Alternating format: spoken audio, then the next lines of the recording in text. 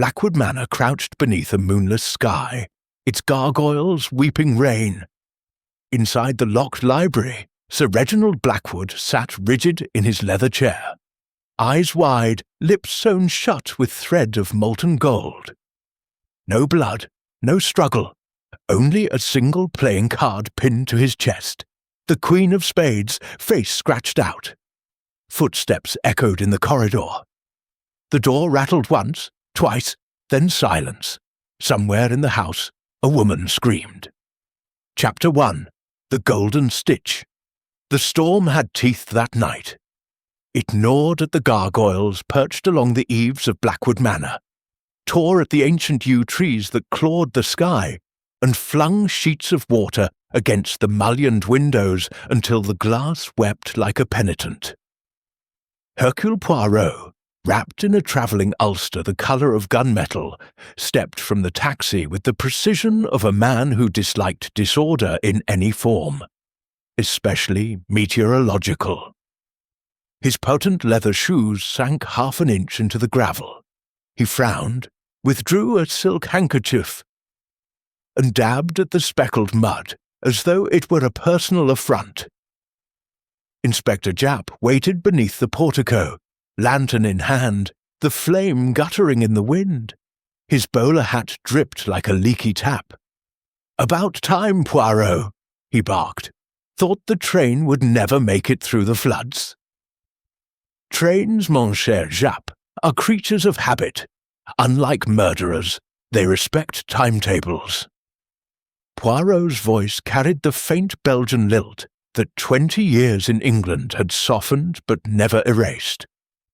He tucked the handkerchief away, adjusted the perfect crease of his trousers, and surveyed the manor with the cool appraisal of a jeweller examining a flawed diamond. Blackwood Manor was Gothic in the most theatrical sense. Turrets stabbed the clouds, ivy strangled the stonework, and every window glowed with the sickly amber of gaslight. A single lamp burned above the entrance, illuminating a brass knocker shaped like a screaming gorgon. Japp shivered. "Place gives me the creeps. Been in the family since Cromwell. Cursed, they say."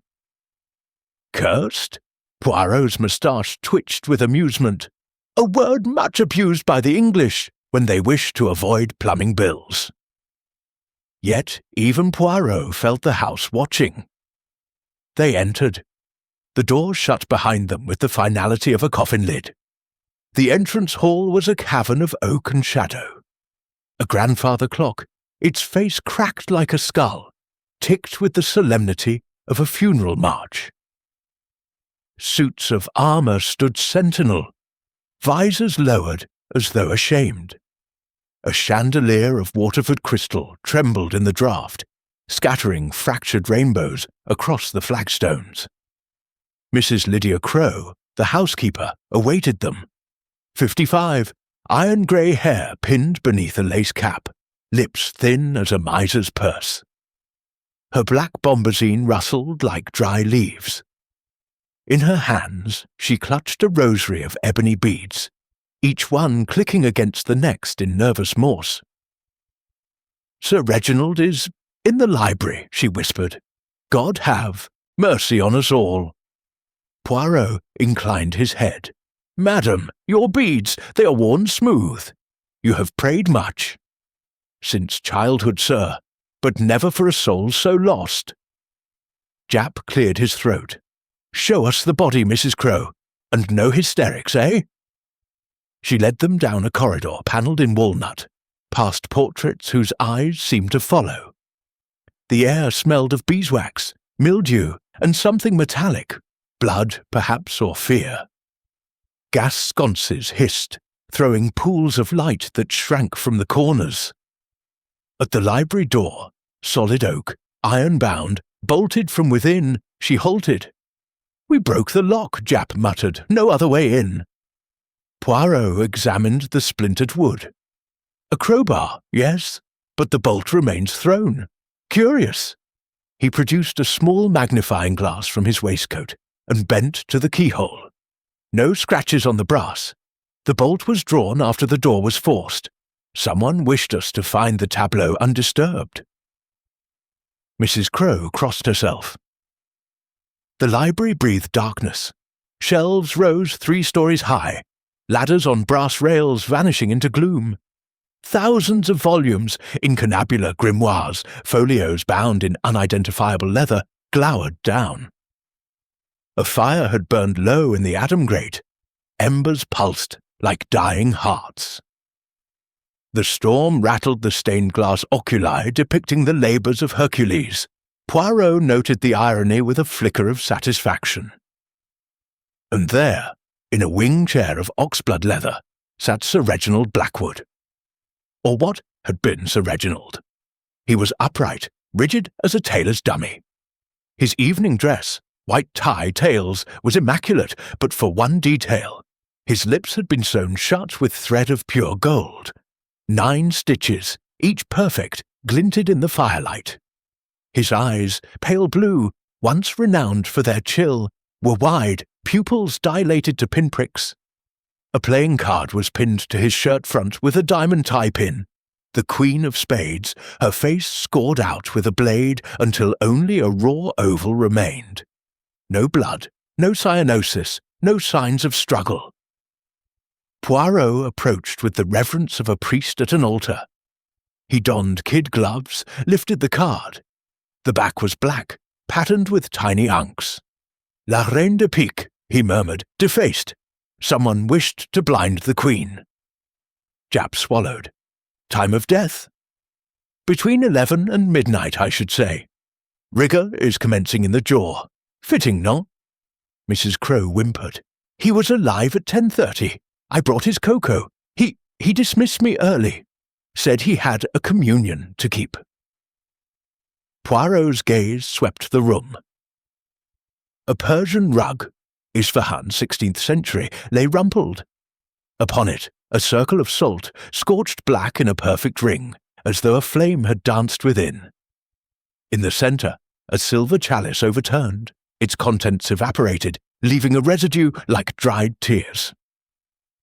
Salt, Poirot said softly, for purity or containment. He knelt, touched the scorch mark. Beneath the rug, the parquet was etched with symbols, spirals, eyes, a serpent devouring its tail. Someone had planed the floorboard smooth, but the ghosts of the carvings remained. Japp produced a notebook. No forced entry, windows barred since the Regency, iron spikes outside, chimney too narrow for a cat, door bolted inside, and the thread is gold, Poirot finished. 24 carat, I wager. Melting point 1064 degrees Celsius. No crucible in the house could achieve such heat without leaving ash. He stood, circled the corpse. Sir Reginald's hands rested on the chair arms, fingers curled as though clutching an invisible throat. On the desk, an open humidor, a decanter of Armagnac, untouched, and a leather-bound journal. Poirot opened it with a pencil. The final entry, dated that night. 11:17 p.m. The compact is sealed, truth for truth. If I speak the clause aloud, it will come. If I do not, the house takes another. Evelyn must never know the price. Poirot's eyes narrowed. Evelyn! His niece, Japp supplied. Only living relative. Inherits the lot. 200,000. The estate, the collection. She's in the drawing room, half out of her mind. Poirot closed the journal. And the collection? Japp gestured to the shelves. Occult. Blackwood was a collector. Egyptian papyri. Babylonian tablets. Grimoires banned by the Vatican. Spent a fortune after the war. Said he was cataloguing mankind's nightmares. Mrs. Crowe's voice trembled. He kept worse in the cellar, things that should stay buried. Poirot turned to her. You have been here long, madame? 30 years, sir, since Miss Evelyn was in nappies. Sir Reginald changed after his brother died. Fell down the stairs, they said. But the stairs were sound, and the master, he began listening to the walls. Listening? At night? Said voices told him secrets. Said one day he'd trade his own to keep the house quiet. Poirot moved to the windows. Rain blurred the glass, but beyond he glimpsed the silhouette of a woman in the garden. White dress, hair unbound, before lightning revealed only empty lawn. "Jap, your men, have they searched the grounds? Every inch, mud like treacle, no footprints but ours." Poirot returned to the body. With infinite care, he lifted Sir Reginald's right hand. Beneath the cuff, a bruise, circular, the size of a shilling, and in the centre, a pinprick. "Injection?" Jap hazarded. "Or extraction," Poirot said. "Blood, perhaps, or something less tangible." He examined the left hand.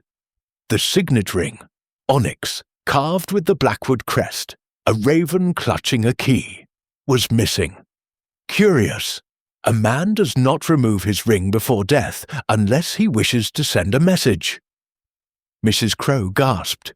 "The raven! The family say it flies when a Blackwood lies." Poirot smiled thinly. "Then tonight, madame, the skies must be thick with wings." He stepped back, surveyed the scene entire.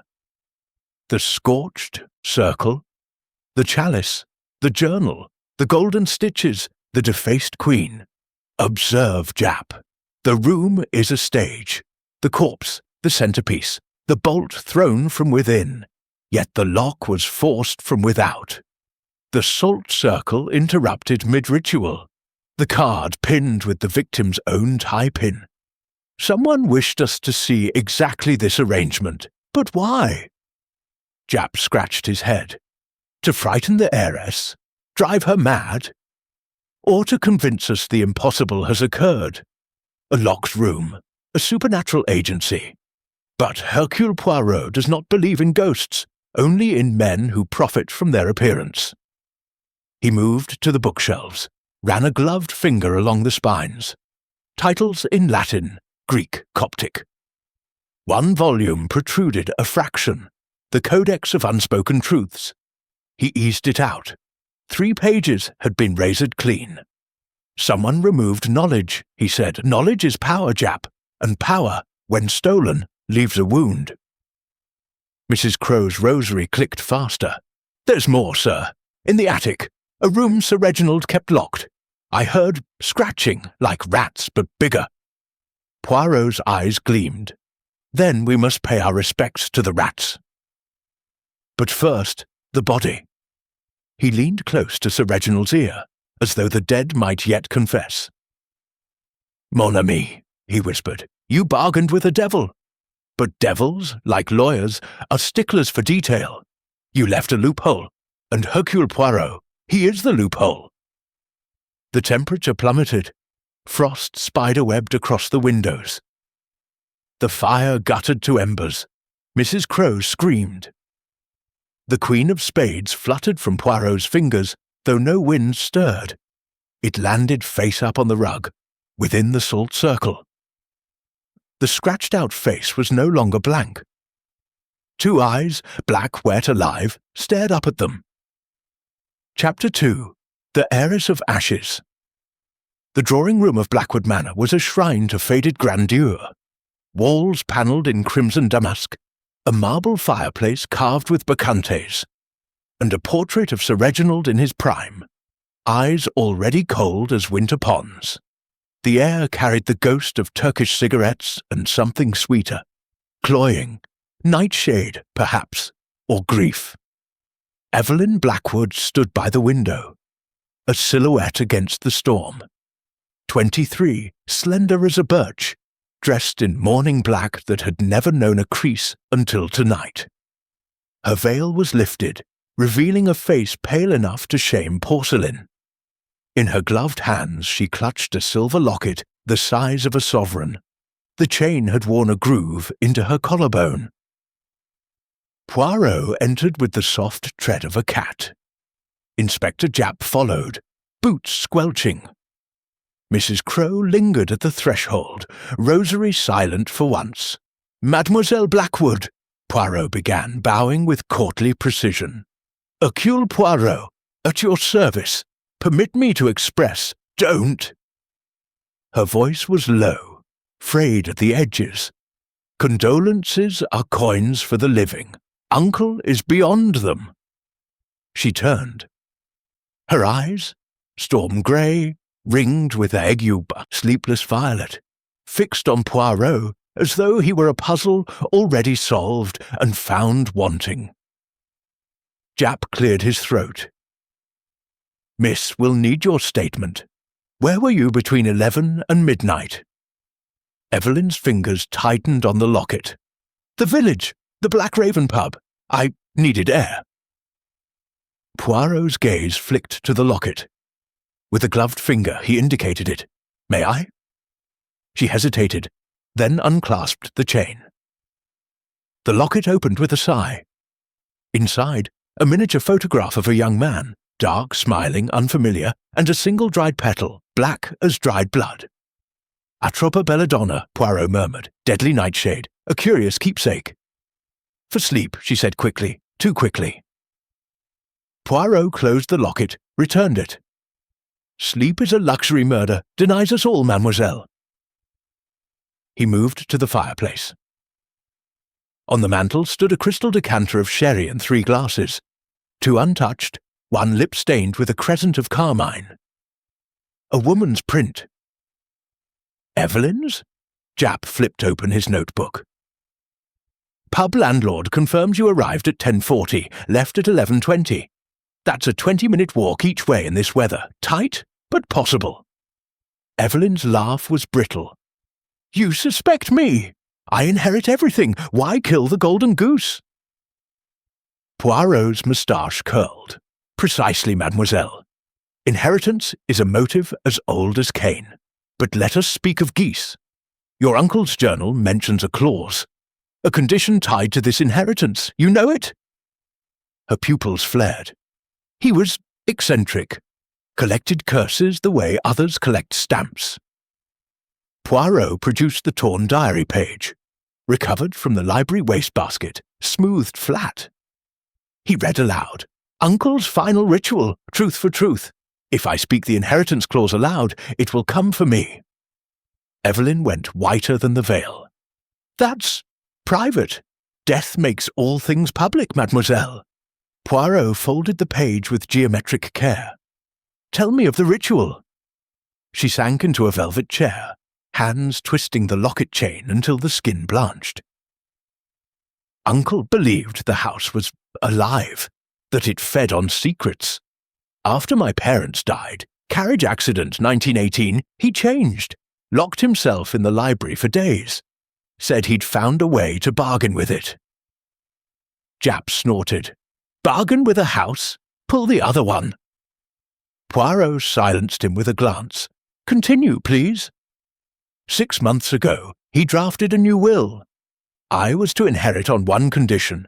On the anniversary of his death, I must stand in the library and speak the original sin of the Blackwoods aloud, whatever that means.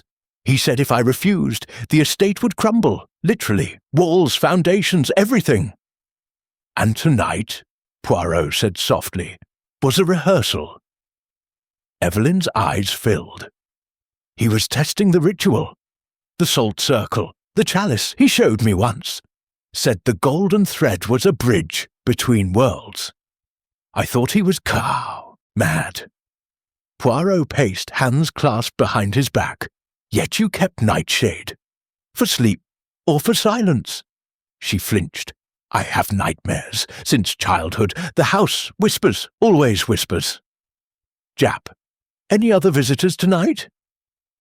Dr. Moregrave came at 9. Uncle's physician left at 10. Lady Beatrice Vane. Evelyn's lip curled. She hasn't set foot here in 20 years. Not since Uncle jilted her at the altar. Poirot stopped before the portrait. Sir Reginald stared down, one hand on a globe, the other clutching a raven feather quill. Behind him, barely visible in the paint's shadow, a doorway, bricked up. Your uncle kept secrets even from canvas, Poirot observed. This door, where did it lead? The east wing, sealed after my grandfather's death. Suicide, they said. But Uncle bricked it himself. Poirot's eyes gleamed. Suicide or containment? He turned to Evelyn. One final question. The Queen of Spades, does it signify? She hesitated. Uncle's card club, the Four Crows. They played every All Hallows Eve. High stakes. He always took the Queen, said she was his luck. Yet tonight, Poirot said, someone scratched out her eyes. Evelyn shuddered. I need air. She rose, swayed. Poirot caught her wrist, pulse racing like a trapped bird. In her sleeve, something crinkled. Poirot withdrew a scrap of paper, folded small. Unfolded, it revealed a single line in Evelyn's handwriting. If I burn the will, the house burns with it. She snatched it back. You had no right. Rights, mademoiselle, are luxuries truth cannot afford. Evelyn stared at the ash, horrified. It was whole an hour ago. Poirot's voice was gentle, but inexorable. Time, mademoiselle, is not the only thing decaying in Blackwood Manor. Japp stepped forward. Miss Blackwood, you'll remain in the house until... A scream cut him off. Mrs. Crowe, from the corridor. They ran. In the hallway, the grandfather clock's cracked face glowed. The hands spun backward, faster and faster, until they blurred. Then stopped, pointing to 11:11. Beneath the clock, a single golden thread had been nailed to the floorboards. It led like a breadcrumb trail toward the sealed east wing. And at the end of the thread, pressed into the plaster where the bricked door had been, a fresh handprint, small, delicate, Evelyn's size, glowed faintly as though lit from within. Chapter 3. The Physician's Silence. Dr. Felix Morgrave's study lay at the rear of the manor, a converted billiard room stripped of frivolity. The green baize table had been replaced by a mahogany examination couch. The cue racks now held rows of glass syringes glinting like icicles. Anatomical charts, flayed muscles, exposed viscera, hung where once hunting prints had boasted stags at bay. A human skull, gold-capped molars winking, grinned from the mantel beside a brass microscope older than the century. Morgrave himself stood at a sink of Belfast stone, scrubbing his hands with a brush that had seen better decades. 48, lean as a stiletto, hair the colour of wet ash, slicked back with macassar. His white coat was immaculate, but the cuffs carried faint rust-brown freckles Poirot catalogued instantly. Gentlemen, Morgrave said without turning. His voice was clipped, surgical. I presumed the inquest would summon me eventually, though I had hoped for a corpse less theatrical. Poirot removed his hat, placed it on a chair already occupied by a stuffed raven. Doctor, you treated Sir Reginald for how long? 3 years, since his return from Cairo. Morgrave dried his hands on a towel monogrammed R.B., Sir Reginald's initials. Nerves, auditory hallucinations, classic post-malarial neurosis. Japp snorted. Hallucinations don't sew a man's mouth shut with gold thread. Morgrave's reflection in the mirror above the sink did not flinch. No, but they do drive men to extraordinary acts of self-mutilation.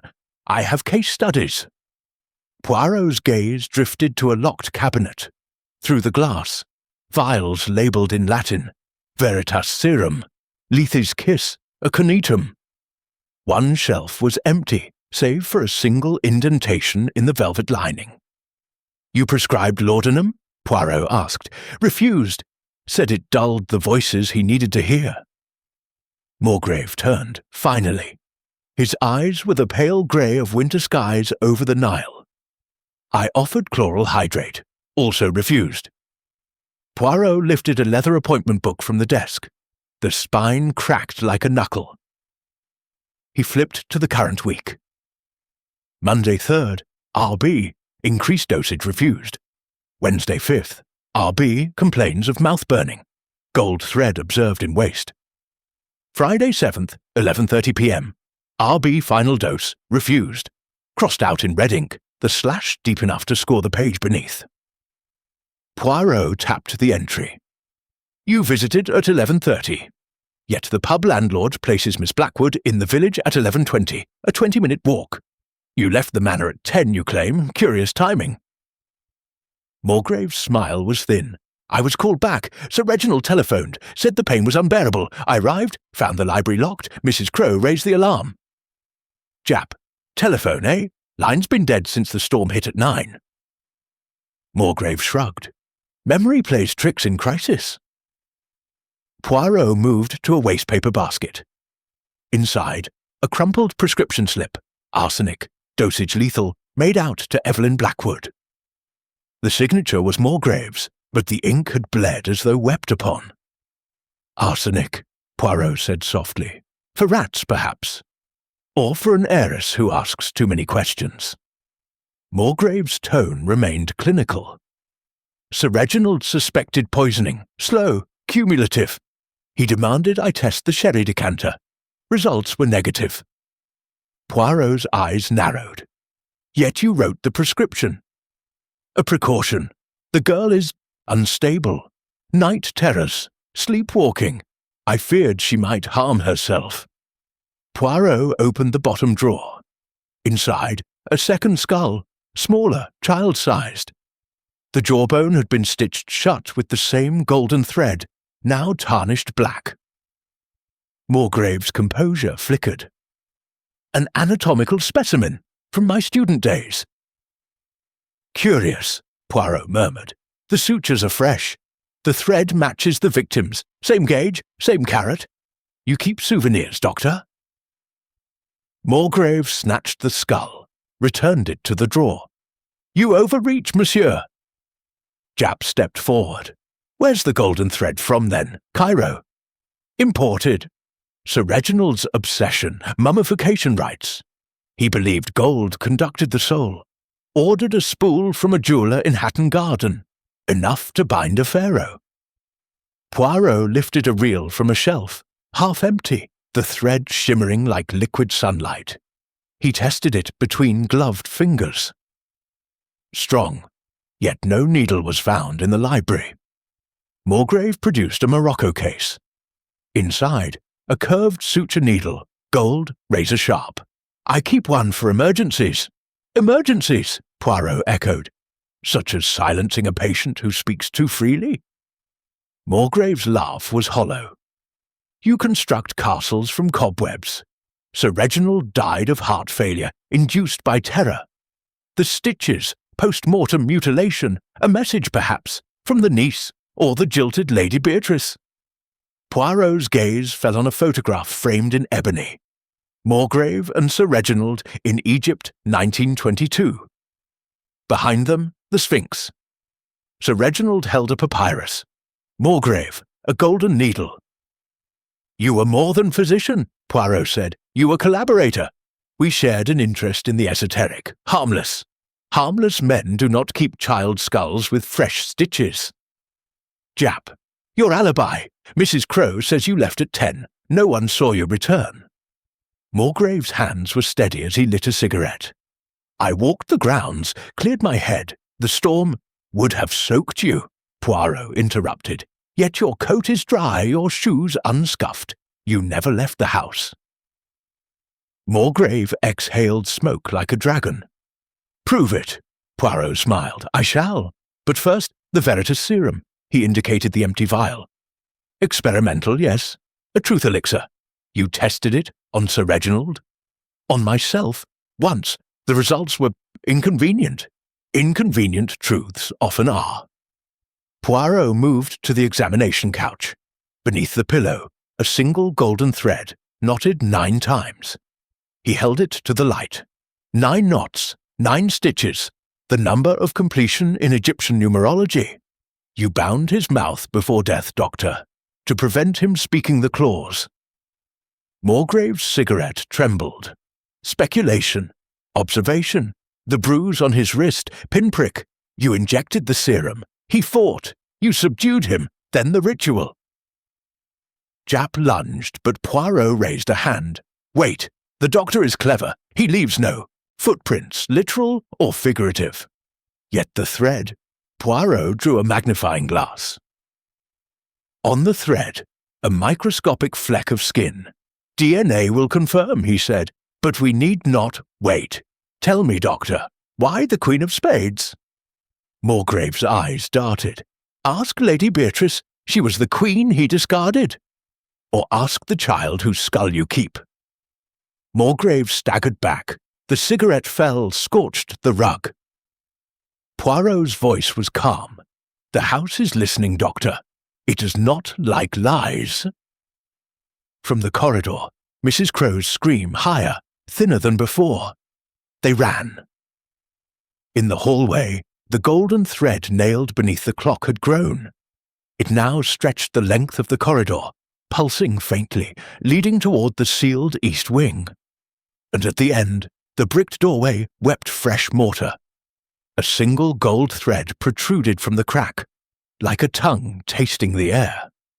Chapter 4. The Jilted Queen. The front doors of Blackwood Manor burst open as though offended by the intrusion. Lady Beatrice Vane swept in on a gust of Chanel No. 5 and winter rain, a crimson cloak billowing like spilled blood. 45, statuesque, cheekbones sharp enough to slice reputations. Her hair, raven-shot with silver, was pinned beneath a velvet beret, the colour of arterial spray. In gloved hands she carried a silver-headed cane that tapped the floor in perfect 4/4 time. Mrs. Crow dropped a curtsy so low, her knees cracked. "My lady, spare me the feudal theatrics, Lydia." Beatrice's voice was smoked velvet over steel. "Where is he?" Poirot stepped from the shadows, hat in hand. "Madame, you honour us with your punctuality. Hercule Poirot." Beatrice's gaze raked him like a searchlight. "The Belgian busybody. Reginald mentioned you, said you solved the Orient Express affair with a moustache and a migraine." Poirot bowed. "My moustache is modest, madame, but my migraines are legendary." Japp cleared his throat. "Lady Vane, Sir Reginald is dead, murdered. We'll need to know why the devil wasn't I informed sooner?" She tossed the cloak to Mrs. Crow, revealing a gown of black satin cut on the bias, diamonds flashing at throat and wrist like frost. "I was in Monte Carlo. The telegram reached me at the roulette table. Naturally, I won. The Queen of Spades paid 35 to 1. Poirot's eyes gleamed. "A fortunate omen, no? Or a warning?" She strode past them toward the library, cane striking sparks from the stone. The library door still hung splintered. Beatrice halted on the threshold, surveying the tableau. Sir Reginald rigid in death, golden stitches glinting, the defaced Queen of Spades now resting on the desk where Poirot had placed it. She laughed. "Low, bitter, magnificent. Reginald, you theatrical bastard. Even in death you stage manage." She approached the corpse without flinching, lifted the card between crimson lacquered nails. "Someone scratched out her eyes. How poetic. He did the same to me, metaphorically, 20 years ago." Poirot watched her closely. "You were betrothed? Engaged at Ascot, jilted at the altar of St. Margaret's. He left me for a papyrus scroll and a curse." She turned the card over. The Ankh pattern caught the firelight. "The Four Crows Club. We played every Halloween. Reginald always took the Queen. Said she was his luck. I was the Queen he discarded." "Japp, where were you last night, your ladyship?" "Monte Carlo, as I said. The Casino de Paris can vouch for me until dawn. Then the train. I broke the speed limit from Dover." Poirot noted the mud on her cane ferrule. Surrey clay, not Riviera sand. A swift journey, yet the storm closed the roads at 9. Beatrice smiled like a cat with cream. "Money buys wings, monsieur, and silence." She moved to the bookshelves, trailing gloved fingers across the spines. At the Codex of Unspoken Truths, she paused. "Missing pages, typical.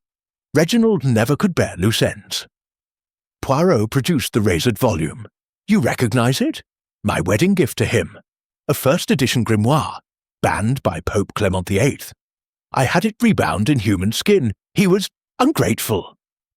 She opened a hidden compartment in her cane, revealing a slim dagger with a jade hilt. For protection, one learns caution when one collects enemies. Japp tensed. Poirot raised a hand. Madame, the golden thread, your glove. He indicated a fleck of gold dust on the kid leather. Beatrice stripped the glove, turned it inside out. The lining was embroidered with tiny ankhs. A souvenir from Cairo. Reginald and I excavated together, 1923. We found a tomb sealed with gold thread. The priests called it the Bridge of Silence. To cross it was to forfeit speech forever. Poirot's moustache twitched, and Sir Reginald crossed it. He believed so, said the thread followed him home, that it grew in the dark. Poirot, you kept in contact after the severance? Letters, threats, the occasional curse tablet. He sent me this. She drew a folded sheet from her reticule. Reginald's handwriting, spidery with age. Beatrice, the truth-eater stirs. It demands the clause spoken aloud. If Evelyn refuses, it will take her tongue. Destroy this. The paper was scorched at the edges. Japp, clause again. What the devil is it? Beatrice's eyes glittered. The original sin. In 1899, Reginald's father murdered his brother, pushed him down the East Wing stairs for the title, hid the body behind the bricks. The house knows. Every Blackwood heir must confess it aloud on the anniversary, or the walls claim another. Poirot. And the golden thread? Part of the binding. The murderer sealed the brother's mouth with it, so the truth could not escape. The curse reborn? She replaced the letter. I came to warn Evelyn, too late. Poirot circled her.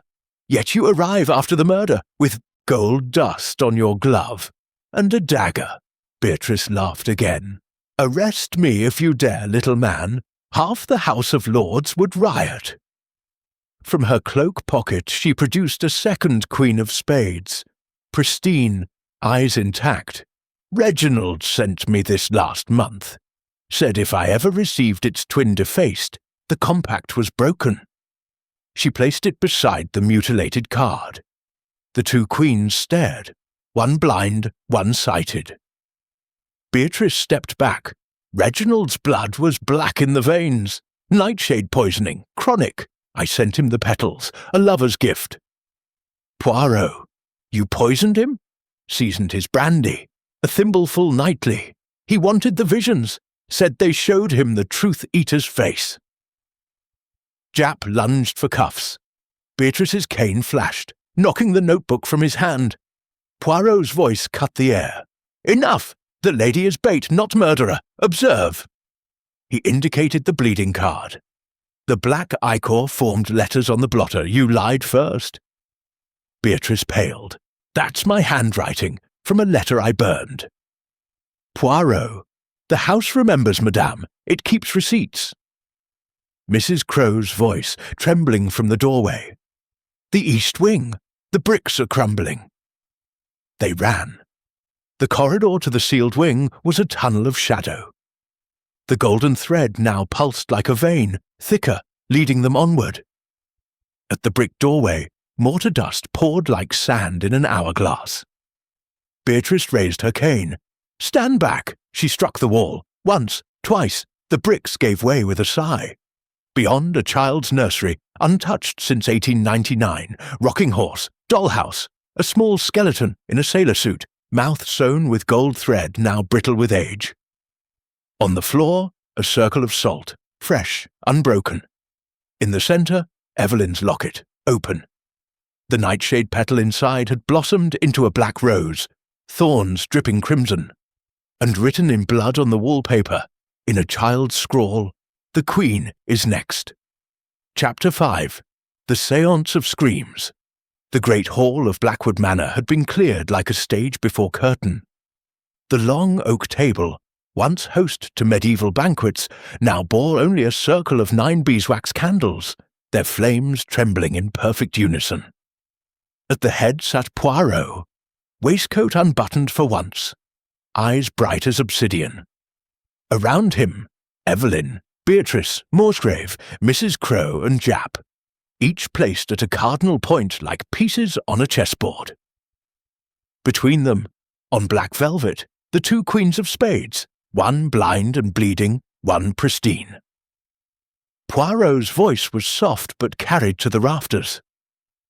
"We summon no spirit tonight, mes amis. We summon truth.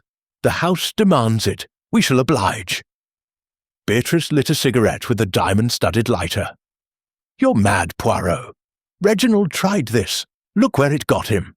Precisely. He failed because he lied. Tonight, we speak only what is." Evelyn's hands shook as she placed the child's locket at the circle's centre. The black rose inside had withered to ash. The photograph of the unknown young man stared up, his eyes now scratched out. Morsgrave adjusted his tie. "This is theatre, not science." Mrs. Crowe began the Latin, voice quavering, "Domine, libera nos a malo." Poirot raised a hand. "Silence. The entity feeds on fear. Observe." He placed the defaced queen in the salt circle he had drawn with his own hand, fresh, unbroken, laced with silver nitrate. The bleeding stopped. "Truth-eater," Poirot addressed the air, "you are bound by compact. Sir Reginald offered a lie. We offer paradox."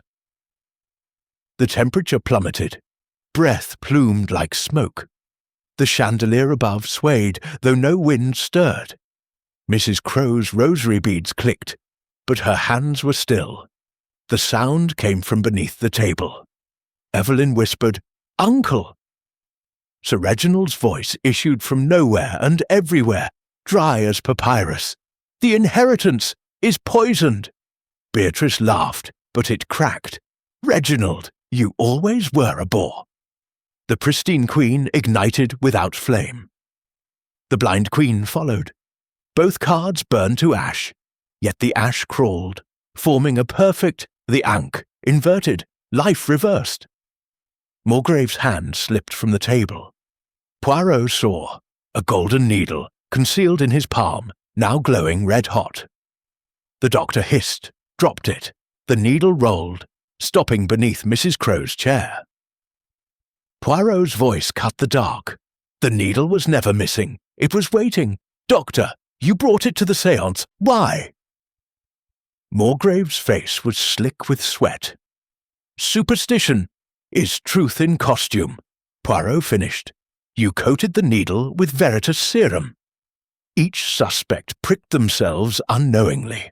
On the locket clasp, the cigarette case, the rosary, a microscopic dose, enough to loosen tongues. "Japp, you drugged us." "Insurance," Morsgrave snarled. "Reginald was going to confess everything. My research, the child, the—" Darkness swallowed the hall. Only the inverted ankh glowed, pulsing like a heart. Evelyn screamed. A child's voice answered, high, piping, wrong. "Speak the clause, pretty niece, or I'll take your tongue like I took grandfather's." The locket snapped open.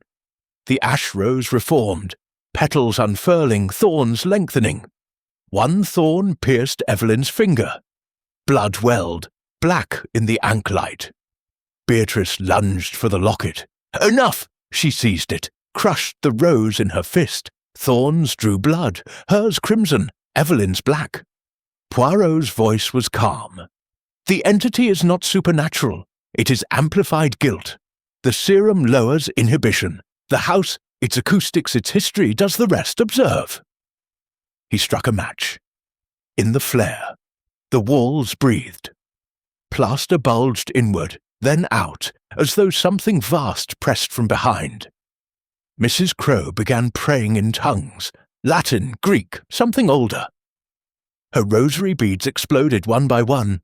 Each bead rolled across the table, stopping to form a tiny mouth, carved, sewn shut with gold thread. Morgrave backed away. "This isn't possible." "Possible," Poirot said, "is a word for small minds. The child in the East Wing, 1899, not suicide, murder." The brother pushed downstairs, mouth sewn to silence him. The golden thread, symbolic then, literal now.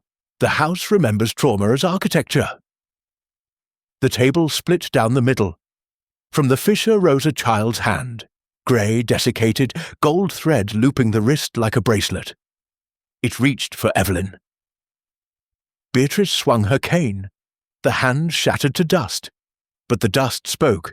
The Queen lied first. Beatrice froze. I burned the letter. How? Poirot. The house keeps copies. Madame, you sent Reginald the nightshade.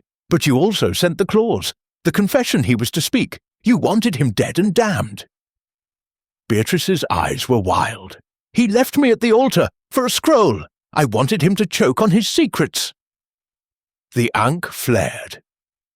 The dust hand reformed, larger now, adult-sized. It seized Beatrice's wrist.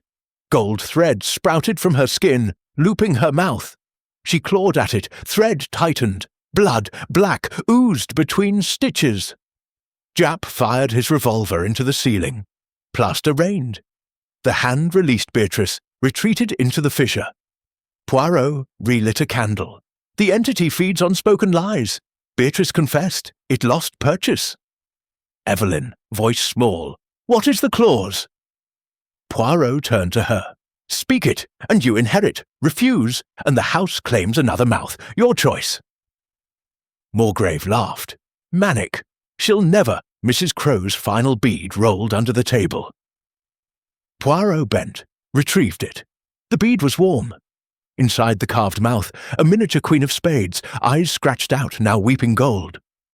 Poirot closed his fist around it. The séance is ended, but the house is not satisfied. The candle Poirot held guttered. In the dying light, every suspect's shadow had no mouth. Chapter 6. The library speaks Poirot stood alone in the library. The others banished to their rooms under Japp's watchful eye. The candle he carried threw a nimbus of gold across the chaos. Overturned chair, scorched salt circle, the defaced Queen of Spades now reduced to a smear of ash on the blotter. The air tasted of burnt paper and old blood. He knelt, pried the thread from the floorboards. It was warm, heavier than gold should be. 9 knots, each tighter than the last. He pocketed it, then addressed the empty room in a whisper. Show yourself, Mangeur de Vérité. You have fed on lies all night. Now taste the little grey cells of Hercule Poirot. The bookshelves answered with a groan, wood expanding, contracting, as though the manor inhaled. A single volume on the 3rd tier slid forward an inch, then another. Poirot climbed the rolling ladder with the agility of a much younger man. The book was heavy, bound in cracked morocco, Blackwood Ledger, 1899. He carried it to the desk, opened it, beneath the candle. The pages were ledger entries, debts, land purchases, a column marked sins. The final entry, dated 13th of October 1899, was in Sir Reginald's grandfather's hand. Brother Silas pushed, mouth sealed with gold thread from mother's wedding veil. Body behind East Wing nursery wall. Curse invoked, truth for truth. House will demand confession every generation or take a tongue. Evelyn's turn approaches. Poirot's breath clouded the page. So, the compact began with fratricide. He turned the page. A pressed violet, withered black, marked a second confession, this in Sir Reginald's own hand, dated 6 months ago. I murdered Silas's grandson, 1918 carriage accident, brake line cut, to secure the line for Evelyn. The truth-eater grows stronger. It whispers from the walls. I must bind it with the claws, or it binds her. Poirot closed the ledger. 2 murders, 2 sealed mouths, The house is a palimpsest of guilt. Poirot crossed to the portrait, Sir Reginald in oils, raven quill in hand. He pressed the frame.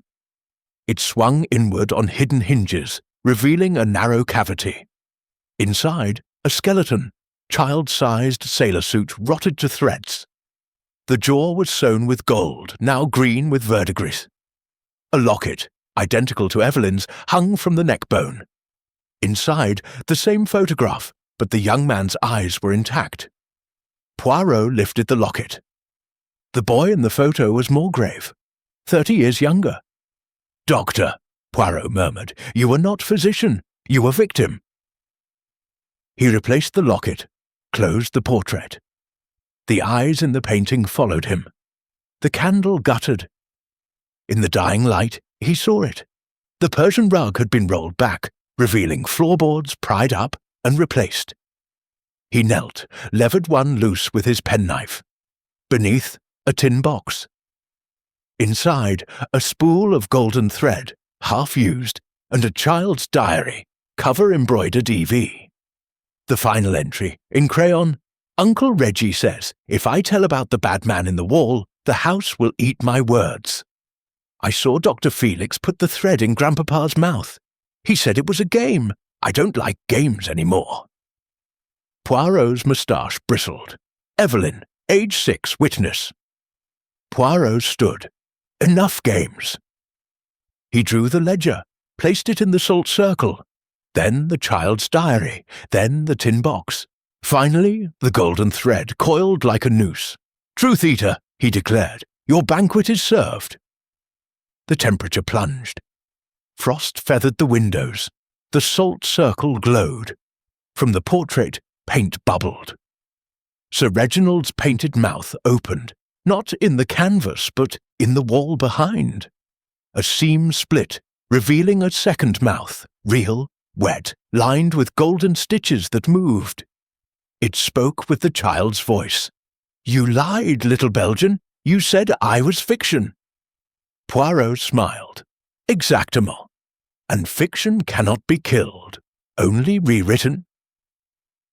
He struck a match, touched it to the ledger. Flames leapt, blue, unnatural. The diary followed. The thread melted, sizzling like fat in a pan. The mouth in the wall screamed, a sound like tearing velvet. The portrait crashed to the floor, paint ran like blood. He turned. No one, but his reflection in the window, had no moustache. The reflection smiled. Poirot did not. It raised a hand. In its palm, the child's locket now open. The photograph was blank. The reflection spoke with Poirot's voice. "You burned the wrong truth, mon ami. The clause lives in her." The window frosted over. When it cleared, the reflection was gone. Poirot touched his moustache, intact real. Yet the candle in his hand was unlit. He looked down. The salt circle was empty. The ledger, diary, thread, gone. Only ash remained, shaped into a perfect. The library door creaked open by itself. The golden thread, reformed thicker, lay across the threshold like a tripwire. It led not to the corridor, but up the wall, vanishing into the ceiling rose. Poirot followed its path with his eyes. The rose was carved with ravens. Each beak held a tiny gold ring. One ring was missing. He climbed the ladder again. In the shadows above the shelves, a trapdoor, unseen before. The thread disappeared through it. Poirot pushed. The trapdoor opened with a sigh of dust and lilac water. A narrow staircase spiraled upward, into the attic Mrs. Crowe feared. He climbed. The attic was a cathedral of forgotten things, trunks, mannequins, a child's coffin lined with black satin. Moonlight speared through a cracked dormer, illuminating a circle of salt, fresh, unbroken. In the centre, Evelyn's locket, open. The black rose had blossomed again, petals dripping gold, and written in ash on the floorboards, in Poirot's own handwriting. The detective lies last. Chapter 7. The Inheritance Clause. Poirot stood motionless in the attic's lunar gloom, candle long extinguished. The air was thick with lilac water and something sweeter, decay wearing perfume. The golden thread vibrated against the trapdoor handle, each pulse tightening the knot. He knelt, examined the ash inscription. The detective lies last. The letters were perfect, formed by a finger that knew his penmanship better than he did. Curious, he murmured, a forgery by the house itself. He rose, surveyed the attic. The child's coffin lay open, satin lining torn. Inside, a single playing card, the Queen of Spades, eyes restored, but now weeping gold tears that hissed where they touched the wood. Poirot pocketed the card. "You improve with practice, monstre." Poirot tested the trapdoor. The thread had fused with the wood, gold veins spreading like frost. He drew his penknife, sliced. The thread bled, black, viscous. The blade corroded instantly. He stepped back. The attic was a museum of Blackwood gilt. A rocking horse with one glass eye missing. A dollhouse replica of the manor, east wing bricked up in miniature. A gramophone whose horn was stuffed with golden thread. Poirot wound the ahashed gramophone. The record spun, scratchy, slow. A child's voice sang, speak the sin, or the house will sew you in." The song looped faster until the needle snapped. Poirot moved to the dormer. Outside, dawn bled across the moors, grey, reluctant. The storm had passed, but the sky wept still. He returned to the salt circle. The locket lay open, black rose now closed, thorns retracted. He lifted it. Inside, the photograph was no longer blank. It showed Poirot, moustache intact, standing in the library, mouth sewn with gold. The photograph blinked. Poirot closed the locket with a snap. Enough parlour tricks! The trapdoor burst inward. Japp tumbled through, revolver drawn. Behind him, Evelyn, barefoot in her nightgown, hair unbound, eyes luminous. Japp, the thread, it led us, grew right through the floorboards. Evelyn smiled. The house wants its confession. Poirot's gaze flicked to her lips, unstitched, but a faint gold line traced the seam where stitches should be. "Mademoiselle," he said gently, "you have been busy." She tilted her head. "Uncle taught me. The clause must be spoken on the anniversary, today." Japp, anniversary of what? Poirot, of the first murder, 1899, and the second, 1918, and tonight, the third. Evelyn stepped into the salt circle. The ash inscription rearranged itself. Speak or be spoken. She opened her hand. In her palm, the child's diary, unburned. You thought fire could silence us? Poirot, I thought truth could. Japp raised his revolver. Step away from the circle, miss. Evelyn ignored him. The clause? I am the blood of murderers. My great-grandfather killed his brother. My uncle killed my cousin. I inherit their silence. Speak it, and the house is sated. Refuse, and it takes another mouth. Poirot, you wrote the photograph, the ash, the song. You are the truth-eater's vessel. Evelyn's smile widened. Uncle tried to bind it with gold. I became it. She lifted the diary. Pages flipped themselves to a new entry. Ink still wet.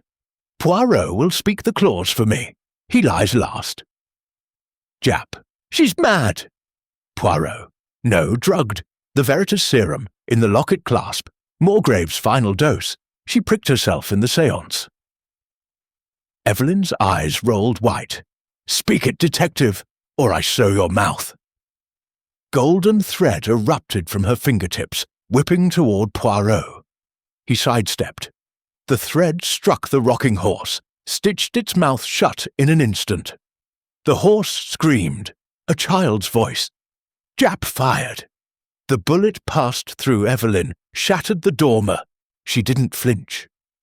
Poirot, the entity protects its host. Bullets are lies. It devours them. Evelyn advanced. Speak. Poirot retreated to the coffin. Very well, I speak. He opened the locket, removed the photograph, himself, mouth sewn, held it to the candle he had relit. I speak the true clause. The truth-eater is bound by the lie it cannot consume. I name it fiction. The photograph burned. The flames were black. Evelyn screamed. The thread recoiled, burning her hands. Poirot, you are not the entity, mademoiselle. You are its puppet. The serum amplifies guilt. The house amplifies trauma. But the clause was never yours to speak. He drew the ledger from his coat, unburned, because he had never burned it. A sleight of hand. The real clause, he read. The heir who speaks the sin frees the house and dooms herself. Your uncle rewrote it to save you, Evelyn faltered. No, Poirot. He murdered to protect you, then summoned the entity to silence himself. The golden stitches, self-inflicted under serum trance. The locked room, his design. He died to break the cycle. The thread withered. Evelyn collapsed, human again. Japp caught her. It's over. Poirot looked to the salt circle. The ash now formed. One lie remains. They ran downstairs. The great hall was a ruin. The chandelier lay in pieces. In the debris, a child's shoe, 1899 manufacture, sole worn through. And embedded in the crystal, Moorgrave's golden needle, bent, glowing. Poirot picked it up. The doctor lied last.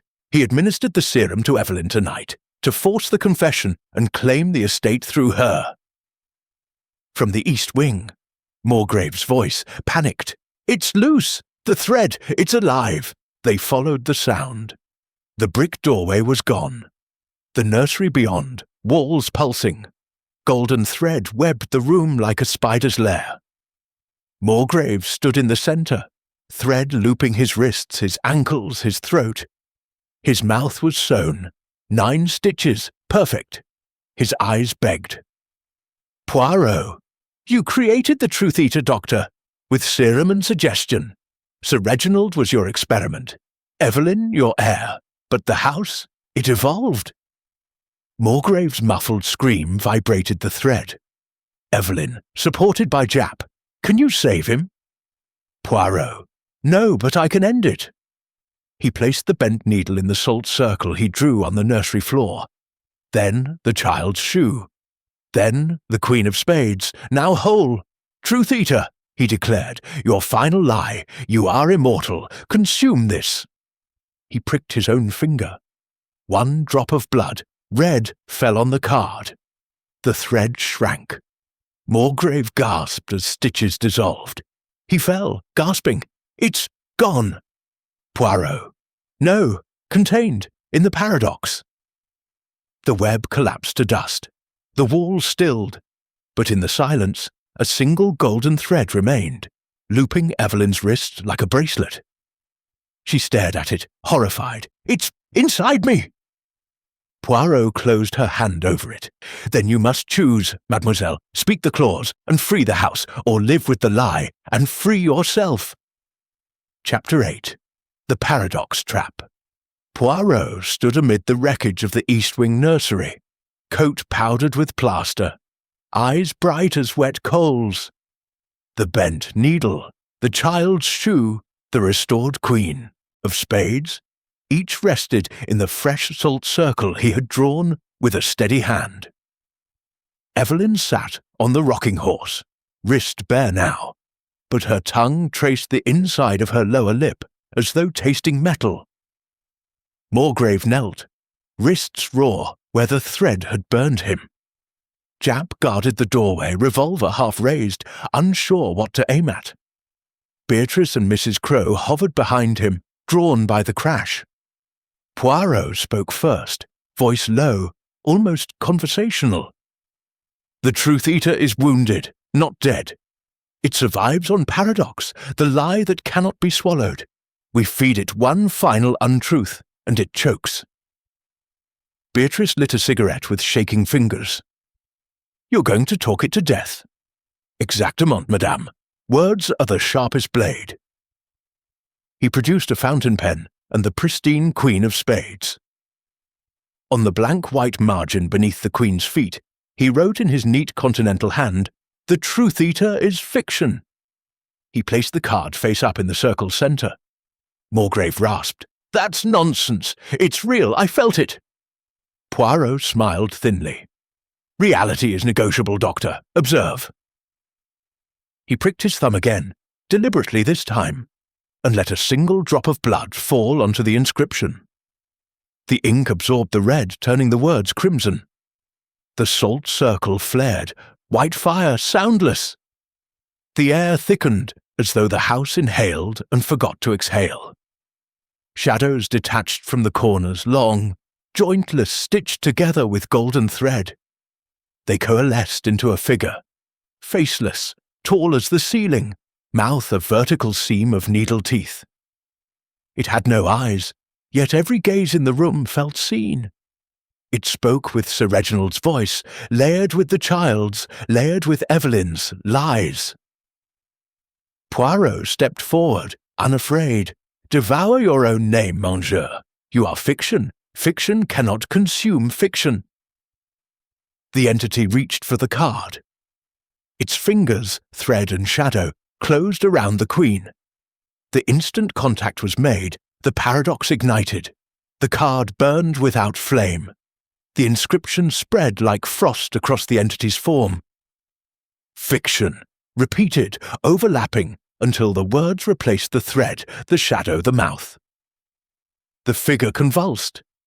Needle teeth shattered into letters. The faceless head split along the seam, revealing not darkness but mirror. 1,000 reflections of the room, each slightly wrong. Poirot without moustache, Evelyn with sewn lips, Morgrave as a child. The entity screamed, a sound like every lie ever told compressed into a single note. The mirrors shattered outward, but the shards dissolved into golden dust before they touched the floor. The dust spiraled upward, drawn into the salt circle. The circle collapsed inward, folding space like paper. The dust, the card, the needle, the shoe, everything vanished into a pinprick of absolute black. Then, silence. The salt circle was empty. Only a faint scorch remained, shaped like an inverted ankh. Japp exhaled. "It's gone?" Poirot knelt, touched the scorch. It was cold, contained. The paradox is a cage of its own making. It will devour itself forever. Morgrave laughed, wet, broken. "You think a riddle killed it?" Poirot turned. "No, Doctor. You did. The serum was the seed. Suggestion, the soil, guilt, the water.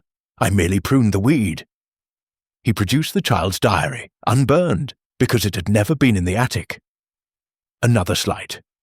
"Page 47. Your handwriting, age 12.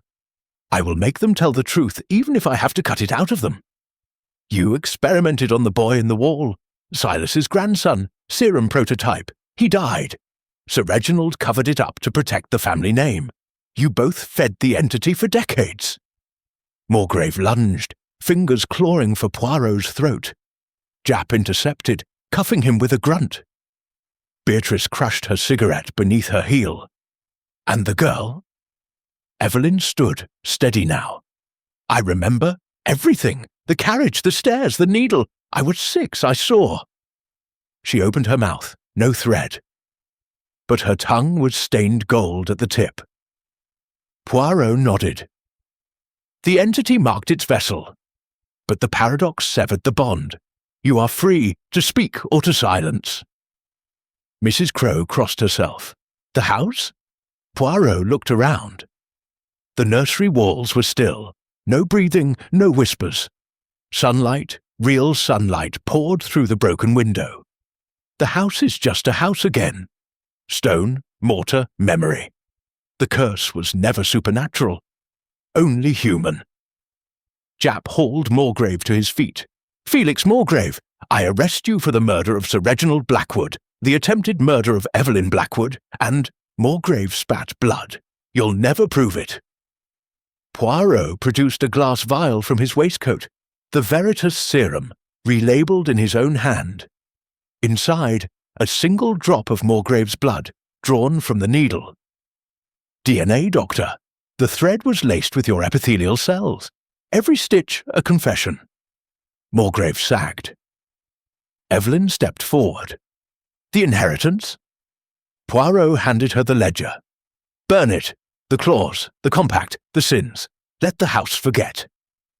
She took it, walked to the nursery fireplace, cold since 1899. She struck a match. The ledger caught, pages curling like black petals. As the flames consumed the last page, the manner sighed, a long, relieved exhalation. Dust sifted from the ceiling one final time, then settled. Beatrice exhaled smoke. And the gold thread? Poirot opened his hand. The thread from Evelyn's wrist lay coiled, now dull, ordinary. He dropped it into the fire. It melted without resistance. Base metal, he said, gilded lead. The illusion was always the strongest part. Jap, case closed? Poirot surveyed the room. Sunlight, silence, the smell of burning paper. Almost. He knelt, brushed ash from the floorboards. Beneath, a final playing card face down. He turned it. The Queen of Spades, eyes scratched out again, but this time the shoe. Scratches formed letters. You lied too. Poirot's smile was small, private. Oui, but my lie saved a life. He slipped the card into his notebook. Evelyn touched his sleeve. What happens to me? Poirot patted her hand. You live, mademoiselle, without inheritance, without curse, the greatest freedom of all. Outside, the raven took flight, carrying the gold ring in its beak, glinting once against the rising sun before vanishing over the moors. Chapter 9. The Final Stitch. Hercule Poirot stood in the entrance hall, hat in hand, ulster buttoned against the morning chill. The great oak doors were open, sunlight poured across the flagstones like warm honey. Jap's men loaded a handcuffed Morgrave into a Black Maria, the doctor's white coat now streaked with soot and defeat.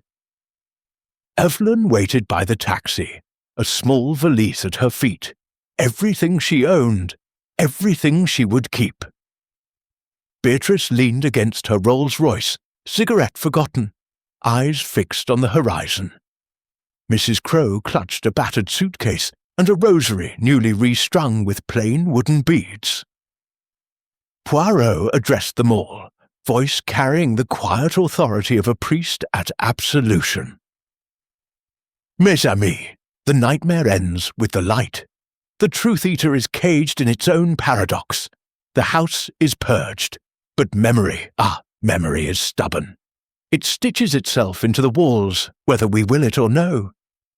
Jap approached, notebook closed. Statement signed. Morgrave's confessed everything. Serum, the boy, Sir Reginald's suicide under trance. Crown'll hang him before spring. Poirot nodded. Justice is a blunt needle, but it sews true. Evelyn stepped forward. The estate? Yours to refuse, Poirot said. The will is ash. The clause, void. Sell the land, raise the stones, plant roses, whatever heals. She looked back at the manor. Gargoyles no longer wept. Ivy seemed less strangling in the daylight. I'll burn it. Every brick, let the Moors take it. Beatrice exhaled smoke. I'll buy the ashes, build something useful, a sanatorium perhaps, for women who've been left at altars. Mrs. Crowe crossed herself. I'll pray for the souls in the walls. Then I'll go home to Galway. Never again a house with secrets. Poirot turned to Evelyn. One final truth, mademoiselle. The golden thread on your wrist, it snapped, but the mark inside your mouth. She opened her lips. The gold stain on her tongue had faded to a faint line, like a healed scar. It's gone? I tasted metal all night. Now, nothing. Poirot produced the bent needle from his pocket, wrapped in silk. The entity's last anchor. I will deliver it to the yard. Science will dissect the myth. Japp took the parcel. And the Queens of Spades? Poirot patted his notebook. Evidence, though some cards are best left unplayed. Morgrave's voice drifted from the van. Hoarse, mocking. You think it's over, Poirot. The house remembers. It always will. Poirot approached the open door. Memory is not the same as hunger, Doctor. You fed it lies. We starved it with truth, he signalled. The constables slammed the doors. The van rolled away, swallowed by the mist. Evelyn embraced him, brief, fierce. Thank you for giving me silence that isn't sewn. Poirot patted her back. Silence is the only inheritance worth keeping, mon enfant. Beatrice crushed her cigarette, climbed into the rolls. Drive me to the station, Inspector. I've a train to catch and a new life to ruin. The car purred away. Mrs. Crowe followed in a farmer's cart, rosary clicking farewell.